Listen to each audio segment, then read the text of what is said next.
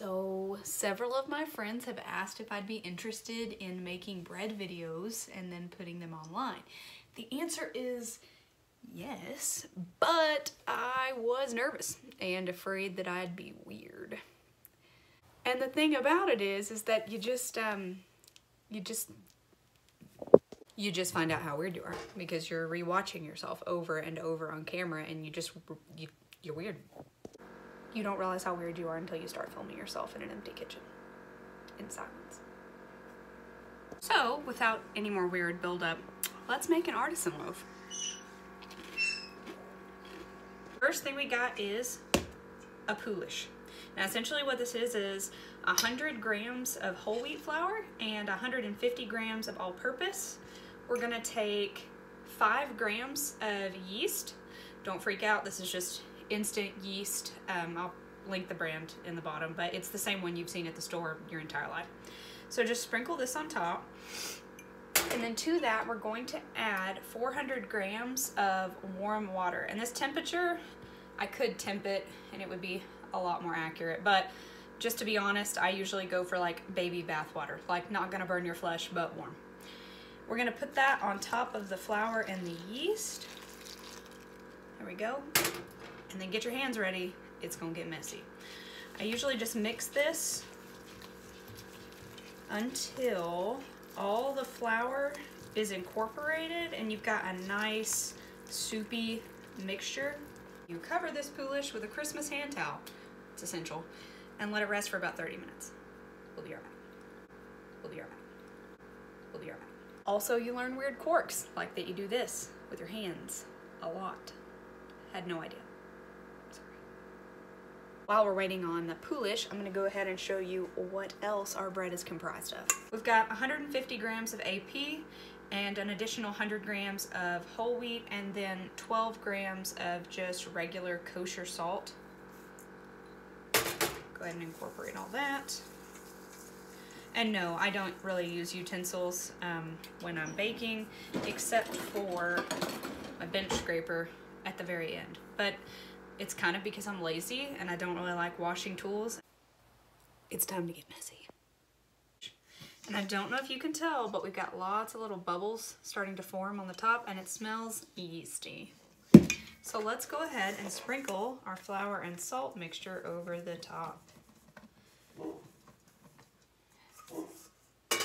Now, this is the part where you may want to take your rings off, just saying. And also, I'm feeling sort of like a mafia godfather with all of these, but they all have meaning, so whatever. Okay. So, what you're gonna do is get started with your hands. Whatever you do, just don't stress out, okay? Promise, just don't, because it's supposed to be fun. Just relax, okay? It's gonna feel like a nightmare, but it'll get easier. Swirling it around, bringing the dry into the wet. The cool thing about mixing all of this in the bowl and then ultimately kneading in the bowl, which is what we're gonna do, is again, less dishes because I just frankly don't like doing it. And it keeps your counter clean.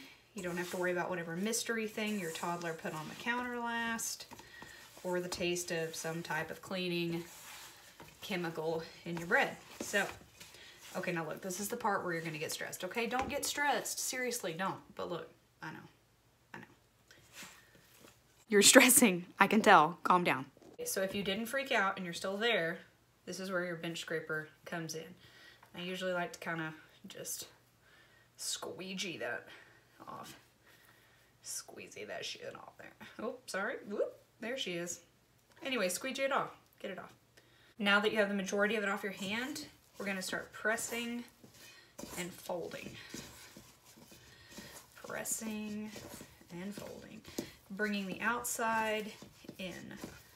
We are going for sticky. This is a very hydrated dough. You don't want it so sticky that it's coming off in big clumps on your hand, but once you get to about here, you're good. I told you it would all buff out. Now that the sticky disaster is off your hands and you've got your rings back on and you're not feeling like such a barbarian, it's time to move on to the second portion of this video, which does require wine. Calm down, I'm just kidding.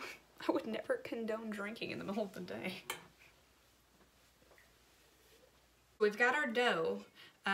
It's extremely important that your hands are wet. So turn on your sink, get your hands wet.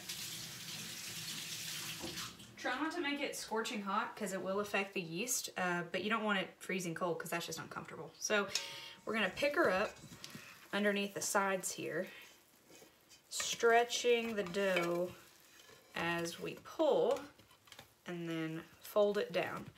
Now every time you do this, 20 minutes from now and then 20 minutes from that, you're gonna feel the gluten building up and it will not be quite as difficult to stretch and tuck this bread. You don't believe me, but I'll show you in 20 minutes, trust me. How proud are you that I haven't done finger guns again? Honestly, I didn't even know if I could keep that promise. See, it's already a little bit easier to pull up. What you're doing is picking it up on the sides and then stretching it out. We're just trying to build up that gluten development. And then roll her into a little ball. Every 20 minutes for 2 hours. Turn number 3. I have had my oven preheating to 475 and I'm about to put my Dutch oven in there. It's very important that this Dutch oven is as hot as the oven when you drop the dough in. I am sure that there is a baking guru who could tell you how to get a really good loaf on just a regular baking sheet, but that's not where I'm at in my life. I have gotten my best oven spring from this. So this is turn number 5, and I just wanted to show you the difference in the consistency of this dough. Do you see how well it's all staying together and how stretchy it is? So I said to him, no, give me the glassy stuff, I'm baking.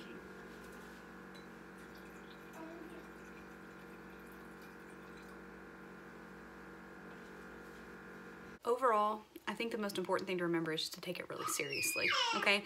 There's tons of people who have built careers off of bread. People travel around the world for it. I mean, just don't make a joke of it. Don't make light of it. Just take it really seriously.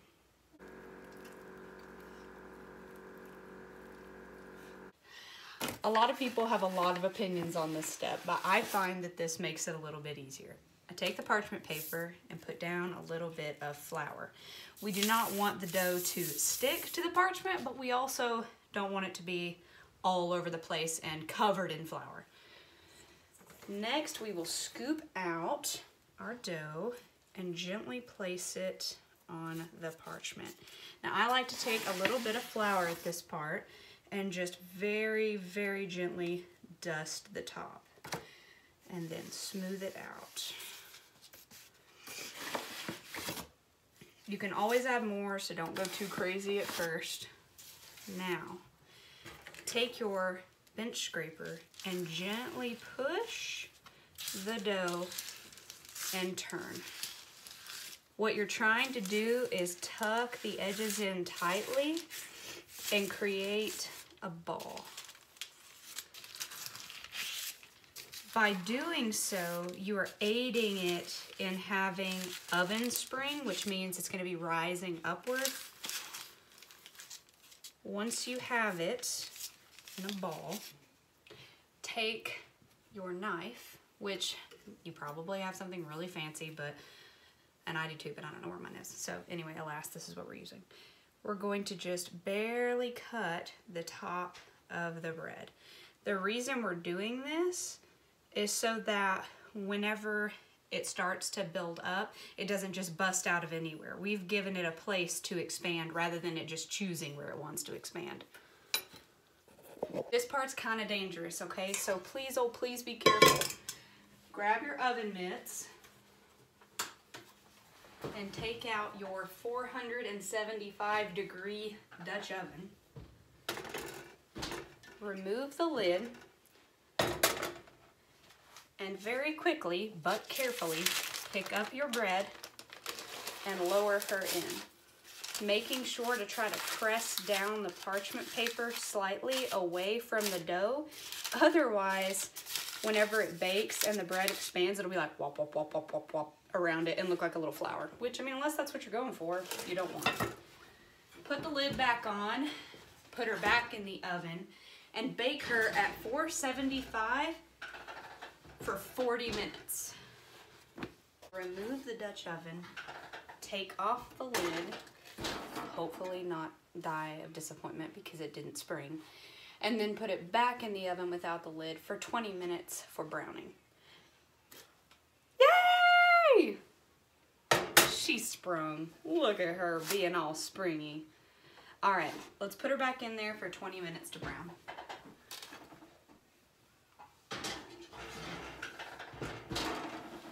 We did it, guys. Look. Look at her.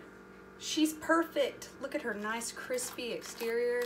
The nice thing about having parsley butter in the fridge, aside from the convenience of maintaining a thick winter weight, is just how much it dresses up warm bread.